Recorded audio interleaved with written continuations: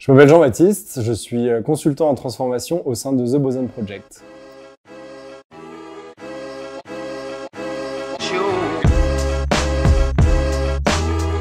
Je suis là pour partager avec vous les clés d'une transformation réussie, ce qu'on a pu observer comme étant un petit peu les fondamentaux d'une transformation qui se passait bien. Donc on peut dire qu'il y a 4 piliers pour réussir une transformation.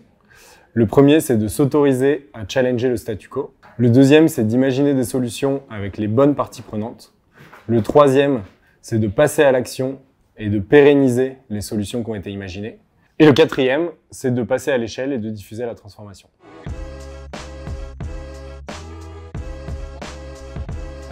En fait, quand on dit s'autoriser à challenger le statu quo, c'est accepter que des routines, des modèles d'organisation qui ont toujours fonctionné jusqu'à maintenant peuvent être mis en cause, peuvent être améliorés.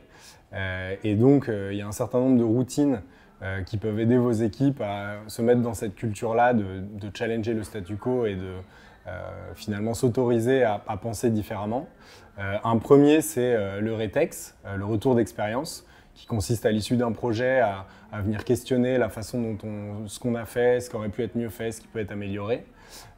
Une autre méthode qui fonctionne bien, c'est le fait de benchmarker, de faire un comparatif avec des organisations similaires à la vôtre, voir comment eux s'organisent, voir ce qu'il y a à tirer peut-être de façons de faire différentes, d'expériences différentes. Une dernière pratique qui peut aider à challenger le statu quo, c'est le fait de faire des immersions, des enquêtes terrain pour finalement mesurer parfois le delta qu'il peut y avoir entre comment est-ce que les choses se passent vraiment sur le terrain et comment on imagine qu'elles se passaient pour aller corriger et améliorer certaines pratiques sur le terrain.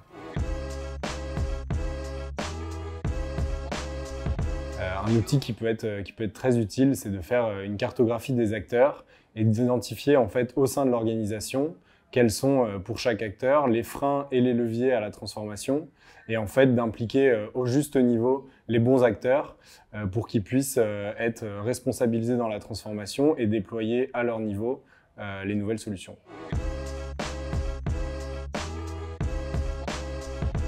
Là, c'est la question de finalement commencer à prototyper les solutions, c'est-à-dire tester peut-être à une petite échelle dans un premier temps les premières solutions qui ont été élaborées.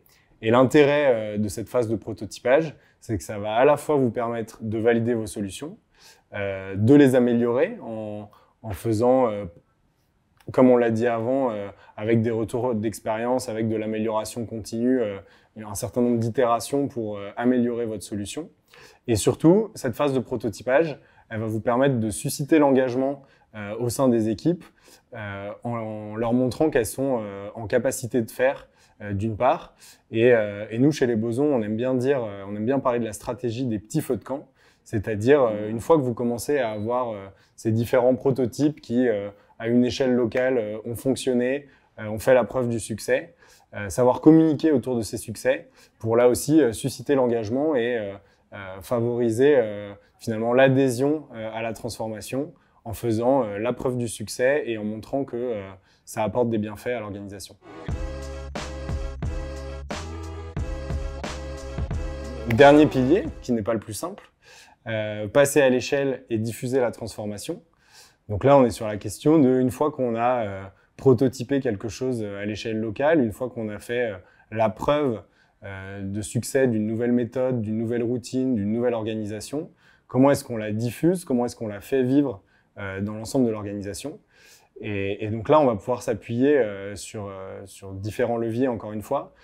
Très souvent, la population managériale est un levier clé à ce moment-là, en tant que population charnière, souvent entre la direction et les équipes opérationnelles, les équipes terrain.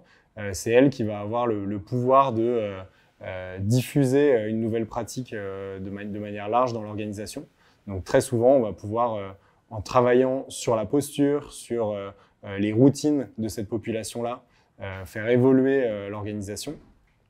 Deuxième levier important pour passer à l'échelle d'une transformation, c'est qu'en fait, il ne faut pas sous-estimer l'importance de la cohérence que vous devez avoir entre la structure de l'organisation, c'est-à-dire les règles, les process, l'organisation en tant que telle, votre modèle social, et puis ces nouvelles initiatives que vous voulez mettre en place. Et donc, c'est identifier en quoi est-ce que cette structure, elle peut être bloquante et quels sont les points de bascule sur lesquels vous pouvez agir pour que ce qui était des points de blocage ne le soit plus et que le prototype puisse être passé à l'échelle et être diffusé largement dans l'organisation. J'espère qu'en ayant écouté cette vidéo, en ayant écouté ces 4 piliers d'une transformation réussie, vous arriverez à identifier où en est là ou les transformations que vous êtes en train de mener dans votre entreprise et que vous saurez qui sont les prochaines personnes à impliquer pour mener à bien cette transformation.